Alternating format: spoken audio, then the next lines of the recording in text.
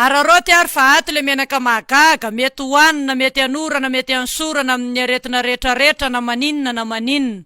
Na koa kio na sempotra na sita, avizana na mangotsika na tazo na mangorana. Na gripa na sery na safitany na tapitratra, aretina ndolava na fanina masomanjavona. Ninninona aretina mahazo anao na anatiny na ivelany de mety hoanina io, mety anorana, mety ansorana. Na kohaka, na sepotra, na sita, na avizanana, na mangotsika, na tazo, na mangorana. Hatramin'ny aretinify na olotra be na olo-manahy raha nify mandoaka mivoto manaintaina. Na ferin-jazalahy, na maratra, na may, na tongotra vakivaky, na molotra mitretra masaka amin'ny ativava. Na farasisanaty io, na farasisy ivelany. Na sofina mandroatra, na marenireni hatramin'ny herinina sy ny zita. Aretina ndolava, na fanina matetika, kohaka sepotra. Na rivotra tafiditra anaty kibo, na manevika manindrina amin'ny ila-kibo. Na maharariozatra lohalika, valahana, lamosina, na manita, na mangotsika.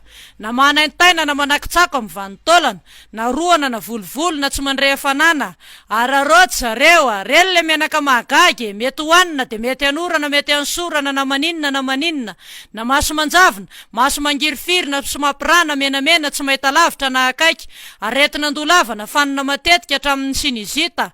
Na maninona de mety hoanina io. Na mikohaka, na sepotra, na rivotra tafiditra anaty kibo, na manevika manindrina amin'ny ila-kibo. Hatramin'ny aretim-bavony, na vavony milolalola, vavony misy rivotra.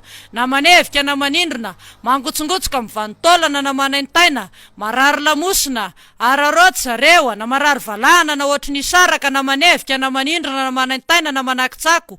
Marary andolava, na fanina matetika, tansio miakamidina. Na maninona de ty menaka mahagagy ty mety hoanina, mety anorana, mety ansorana mandroso ary.